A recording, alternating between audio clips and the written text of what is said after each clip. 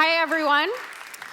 My name is Advas Saldinger. I'm a senior reporter at Devex, which you just heard. I cover all things development finance, and I'm really excited to be here today with my colleague Shabtai Gold and with Makhtar Diop, who is, as far as I know, the IFC's first managing director who's also a bass guitar player, which might not be how you expected me to introduce him.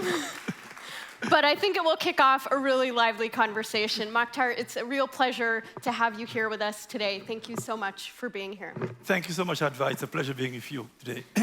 So I wanted to jump right in. You just wrapped up your fiscal year, and you haven't publicly released the numbers yet on what you did, how much you invested last year, but I'm hoping you can give the audience here a sneak peek. What does that top line number look like? What were some of the benchmarks you were trying to hit, and did you hit them?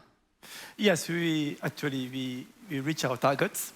We were able to land slightly below $33 billion, of which 1/3 is going to Africa. 9.7 is going, another third has been going to trade finance because it was very important. And 35% of our lending is going to climate change. So it's a great year, and we've been able to have the impact that we're hoping to have during a time where we needed to seize the moment. Great. I wanted to follow up about Africa, because you made a strong commitment to increase lending to Africa to $10 billion a year from about $6.4 billion a year. How close are you to that target after this past year?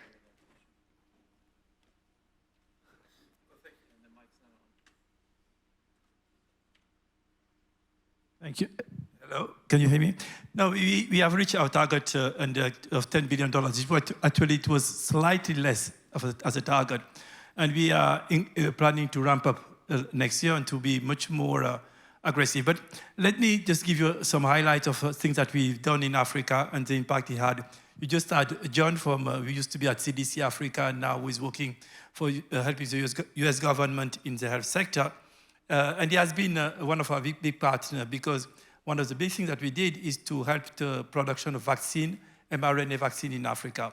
At the beginning of the crisis, nobody would have thought that it was possible not only to produce vaccine mRNA vaccine against COVID-19 in Africa, but even more to do it using the latest technology, which is mRNA.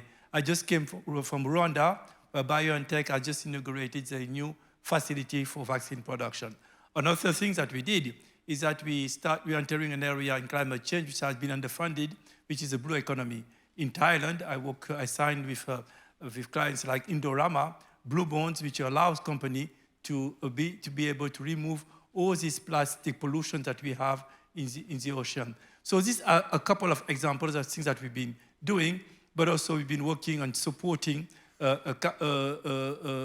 disruptors, and particularly startups. We have an interesting startup in the fintech area that we have been financing through JV, and now with debt, we've been able to really reduce significantly the cost of fees which are paid for financial transfer to Africa. So good news for us. Great. Yeah, I wanted to just touch on one more issue, because when you came in, you said, okay, we need to focus on Africa, but you also said, let's focus on a broader range of industries, maybe industries that IFC hasn't focused on in the past. We've talked about this before. So you said, let's look at what IFC can do in housing. Let's look at what IFC can do in the creative industries. So tell us a little bit about those priorities and what that looks like in this next year, and if we're going to expect to start seeing more of your portfolio going to a greater diversity of industries, maybe less focus on infrastructure or something else. Absolutely. The conversation that we are currently having is, are we reaching the right demographics? And that demographics that we haven't really touched, that we need to touch. Let's take the case of housing. If you think about it, the demand of housing for low-cost housing in Africa is very high, but most of the input are imported.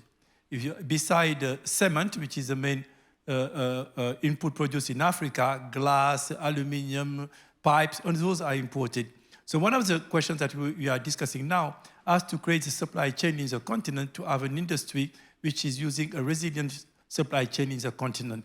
And I think that we have a good opportunity with Africa trade agreement, which have been signed recently by head of states, and which will allow free movement of goods and no tax between countries. And we can do a little bit what happened in Asia, where you have had a very solid and structured supply chain, which allow to produce cheap goods and to be able to export them. So that will be something that we'll be doing more. Not only will we be working on the production side, but also on the developers. When you talk to the developers in Africa from low-cost housing, they tell us that the main constraint is that they don't have often skilled labor. It's surprising. They don't have access to long-term financing. So we'll be working with the financial market to help them financing. And lastly, we'll be working around the mortgage market to develop it, to make it deeper. Another area is to continue our effort in health. Vaccine was just one part of the story, but we are looking at the ecosystem for drugs, for pharmaceutical products, but also for the supplies of medical services in the continent. As you know, a lot of people are transferred outside the continent if they need to get decent health services.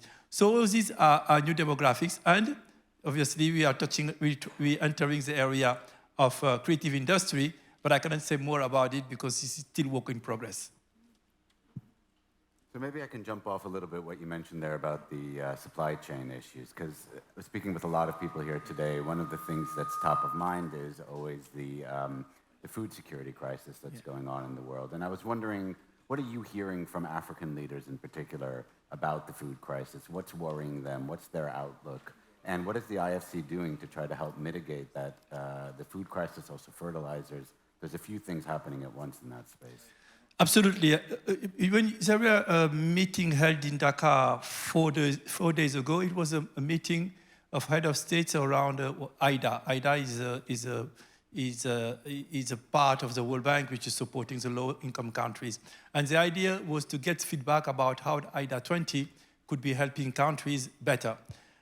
One of the things that they highlighted is access to energy, food production because of the impact of the crisis in Ukraine, and to do more on digital and to be able to bring more services at a cheaper cost. On these three areas, we are doing quite a few things, and we want to do things also differently. When we look at the agricultural sector, one of the main constraints is the lack of insurance product for the farmers, and secondly, the access to long-term financing for farmers.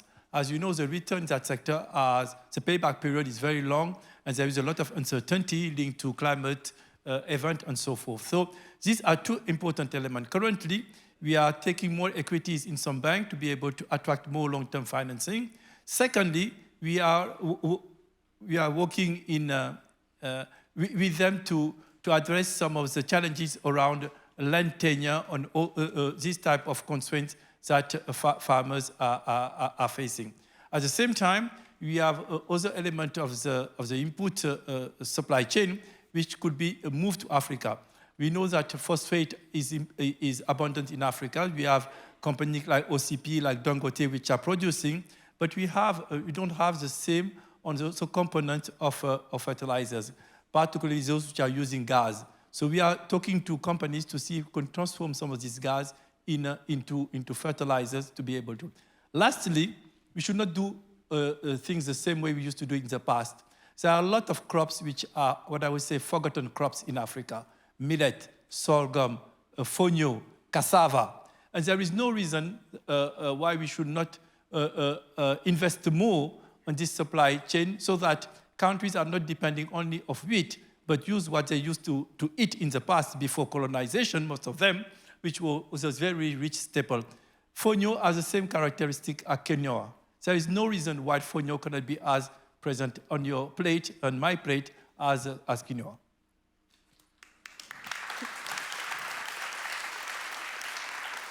One of the other changes that's taking place right now is the cost of capital is rising.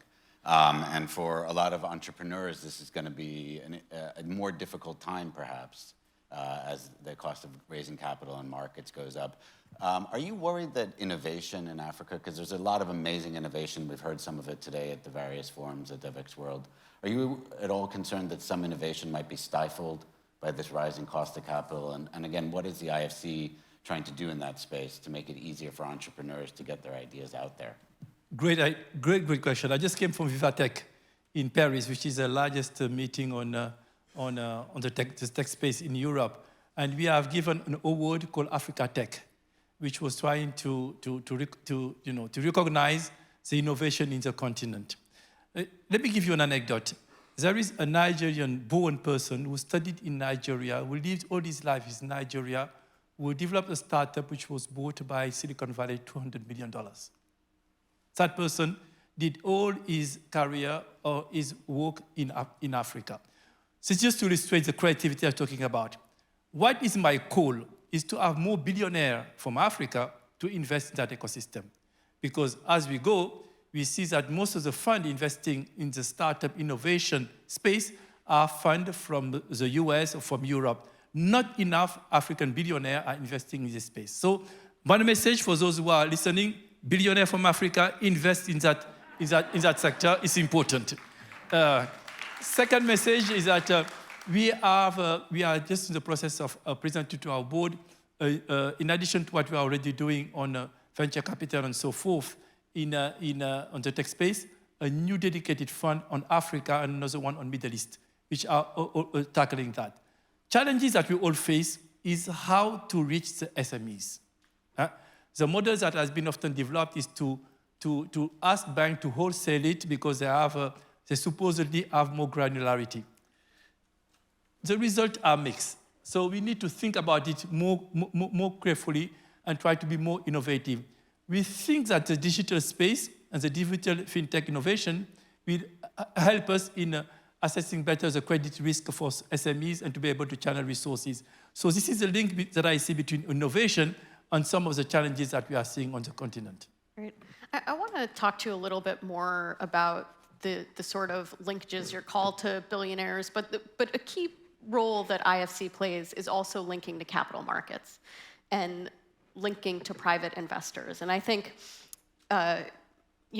you are sometimes criticized for your lack of crowding in additional capital, or people say, well, you're just crowding in other DFIs or IFIs into the space, but not those private capital players. I know that you've talked a lot about wanting to increase your sort of leverage and bring in more capital. So tell me a little bit about how IFC can and is doing that. Do you need to go to the board and say, I need the ability to take on a little more risk to do the deals I want, to bring in this additional capital? What do you need, and how do you convince the board of that?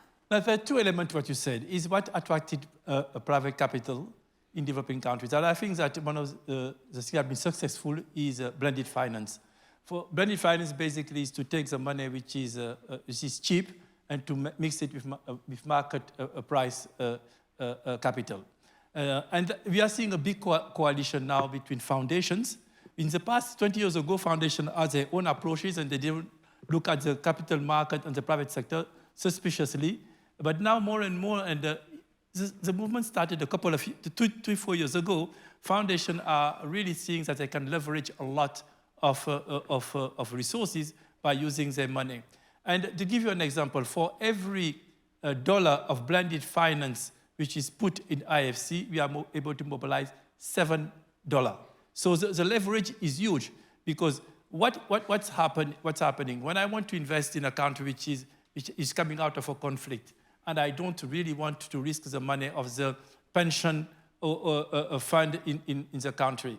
I need to have some guarantee that the money will be well used and will be paid. So we are using our political guarantee tools, which is MIGA, which is guarantees political risk. We are co-financing and co-investing, and we're trying to buy back some of the first losses that investors we have. So we are doing it. So when you say we've been criticized to bring it back, yes, it was a new business. And the people who were more accustomed to work with us were maybe DFI. But things have changed a lot. It's a bit dated what you're saying. So I talk to a lot of people, and I would argue that there's still people out there who, not that you're not changing, I think people give you credit for the work that IFC is doing, but I think people would like to see you often take a bit more. We're trying, but it's not easy, particularly at a time where today we see outflows of capital from developing countries. So first of all, it's sustain not to have a negative flow, but secondly, to increase it. And I see new avenues. That's why I'm trying to take some vertical. For instance, housing is an area, I think, if you get it right, we'll be able to mobilize a lot of money from the capital. Just need to get it right. And to get it right, you need to touch different buttons. Today, nobody wants to put money in houses which are not net zero, who are not helping to reduce emissions. We have a product called Edge, which certifies houses and says this house, or this project is helping in reducing emissions. That would be attractive for pension fund where people want to put their money in green. We need to develop more of the targeted green bonds, and we are doing it as well. And lastly, in the reconstruction of the last bonds that we are issued, we are mobilizing a lot of the money from the institutional investors, and we are doing it because we are able to de-risk it by bringing branded finance, particularly from some bilaterals, and now I hope more and more from foundations. Great. Well, we are unfortunately out of time. I know we could talk for a lot longer, but Makhtar, thank you so much for being with us. We will continue to watch what you're doing at IFC and how all of these new initiatives unfold. If you're interested in development finance, and even if you're not, subscribe to our newsletter, Devex Invested, that comes out every Tuesday. If you have been reading it, you'll know that we've talked to Makhtar and plan to continue to do so in the future. Thank you so much. Thank you so very much. Thank you. Bye.